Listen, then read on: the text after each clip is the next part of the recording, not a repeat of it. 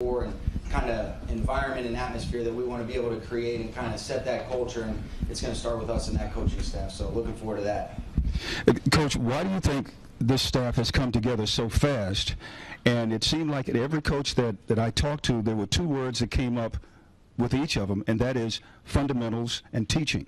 Yeah, and that's exactly what we were looking for there, Jim. And I think it came together so quickly because very fortunate to have a lot of the right people in place. You know, one of the things that's tricky about the NFL is are guys going to be available with their contract situations and things like that. You look at a Coach Phillips, to get a guy of his caliber where his contract was running up, we feel very fortunate about that. But kind of worked out where timing ended up being really, in our favor, and we were able to put together a great group of guys on offense and defense, and then being able to come here and keep the continuity with Coach Fossil. And he actually just hired an assistant today that we'll release. We're very excited about him, and that really represents the final product of our coaching staff. So it's exactly what we're looking for, those teachers, like you mentioned, Jim. Hey, Sean. Wait. We have an audio problem. That's the coach. Yeah. Oh, okay. Question mic is too hot. Right there, Christian. That's good. Yeah. Want me to lean down a little bit? That was one of Artist's coaching points from the first time. Hey, quit leaning over the mic, man. Don't give all our secrets away. Can I go?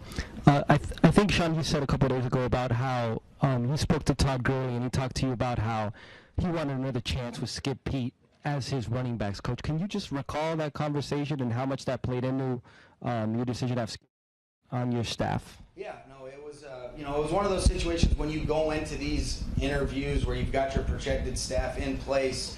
Skip was a guy that I had heard a lot of really good things about. I had never had the chance to work with him before, but he had worked with a couple people that I've worked with where I hold their opinion in high regard. So he was a guy I was interested to sit down with and wanted to really get a chance to talk some football, learn what he's about. And that morning before I was getting ready to go sit down with him, I got a call from a North Carolina area code, didn't know what it was, and I got a text say this is Todd, which I had spoken to him after I got hired. Then in the meantime, Les is beeping in. I'm thinking, oh no, I hope this isn't the first bad call I'm getting as a head coach. But it was one of those deals where I got a chance to talk to Todd, and he kind of explained some of the reasons why he felt so strongly about Coach Pete. And when you've got a key player like that, I think you want to be able to try to demonstrate that you're going to listen to your players, their opinion matters, and somebody of his caliber and the type of guy that he is,